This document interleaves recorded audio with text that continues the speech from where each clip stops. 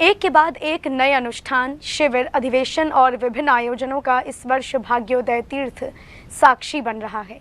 3 अक्टूबर से 13 अक्टूबर के मध्य श्री 1008 कल्पद्रुम रथोत्सव 24वीं संवत्सरण महामंडल विधान का आयोजन चल रहा है।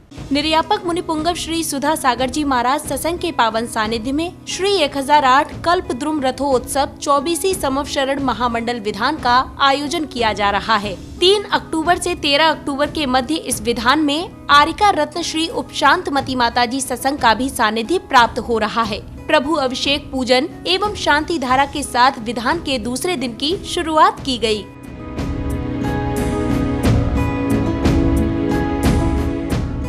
यहाँ आए भक्तों ने पूजन के उपरांत मुनिपुंगव श्री के चरणों का प्रक्षालन कर आशीर्वाद लिया, जिसके बाद गुरुदेव ने अपने हाथों से भक्तों के मस्तक पर गंधोदक लगाया।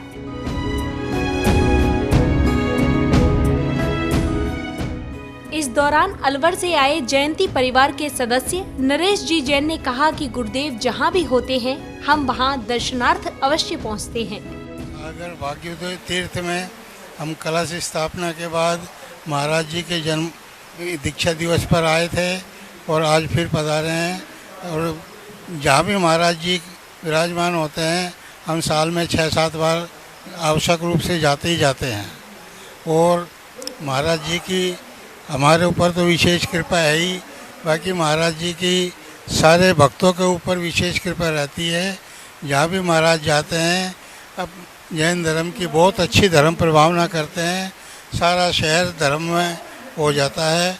महाराज जी ने एक से एक बढ़िया तीर्थ क्षेत्र बनाए हैं, पुराने क्षेत्रों को नया स्वरूप दिया है।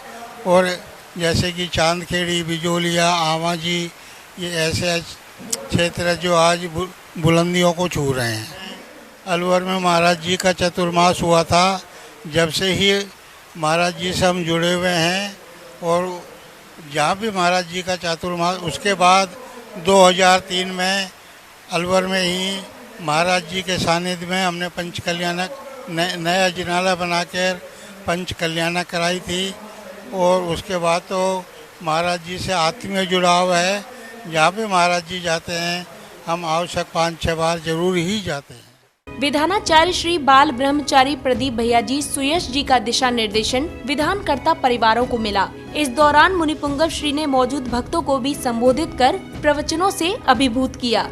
दान नाम की चीज देवताओं में होती ही नहीं, निषेध किया।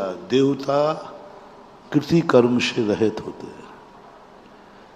देवताओं के षड आवश्यक नहीं होते, कृति कर्म होते ही नहीं उनके। कोई भी प्रकार का दान नहीं, किसी को दान नहीं, एक कौड़ी का दान नहीं दे सकते वो। चाहे अभय दान हो, चाहे औषधि दान हो, कुछ नहीं कर सकते। अभय दान दे सकते हैं तो मात्र वो कुछ प्रयास कर सकते हैं। जो दुख दे रहा है उसको रोक नहीं सकते। धरणेन पद्मावती कमठ को रोक नहीं पाए, मां पारसनाथ को बचाने का भाव किया, रोकने की ताकत नहीं थी उनको। और जब वो प्रतिमाधारी को देखते हैं, वृत्ति लोग सुनो और अवृत्ति लोग सुनो, 12 व्रत यदि तुम स्वीकार करते हो तो इन 12 व्रतों के लिए 100 धर्मेंद्र नमस्कार करता है। त्रियंचों की देवताओं ने जय जयकार की। अरे मनुष्य में भी देखो,